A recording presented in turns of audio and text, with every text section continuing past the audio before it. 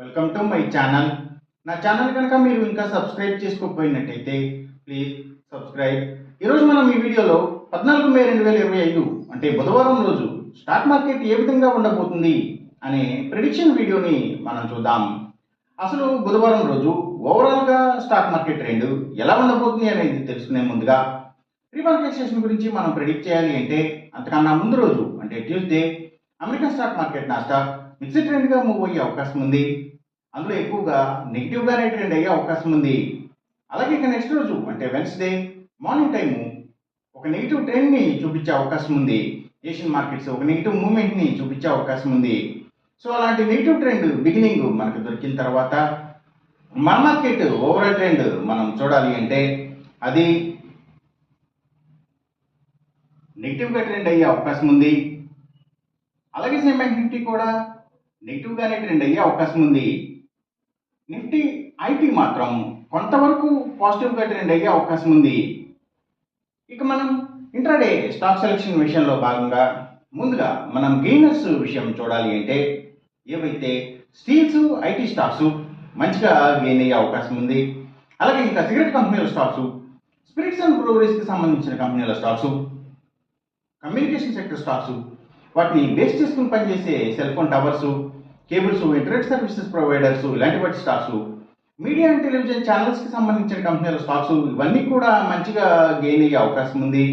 అలాగే ఇంకా FMCG sector stocks, foods and beverages కంపెనీల స్టాక్స్ కూడా గెయినింగ్ సైడ్ ఉండే అవకాశం ఉంది బుధవారం రోజున.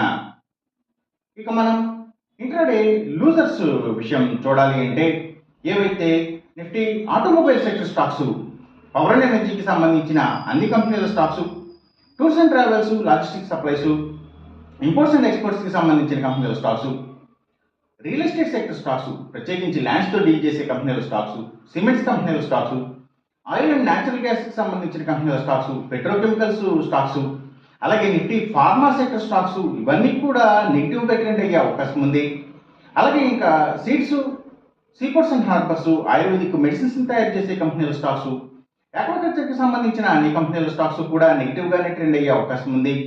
ఇంకా గవర్నమెంట్ బ్యాంక్స్ అండ్ ఫైనాన్షియల్స్ అంటే PSU banks, government financials, book publishers stocks, educational సర్వీసెస్కి సంబంధించిన కంపెనీల స్టాక్స్ ఇవన్నీ కూడా నెగిటివ్గానే ట్రెండ్ అయ్యే అవకాశం ఉంది బుధవారం రోజున. ఇక మనం ఎంసీఎక్స్ ట్రేడింగ్ విషయం చూడాలి అంటే ఏవైతే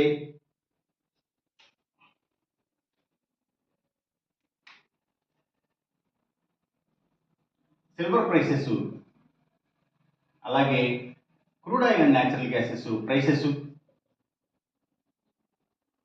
ఇంకా గోల్డ్ ప్రైసెస్ ఇవన్నీ కూడా తగ్గే అవకాశం ఉంది. కాపర్ ప్రైసెస్ మాత్రం పెరిగే అవకాశం ఉంది.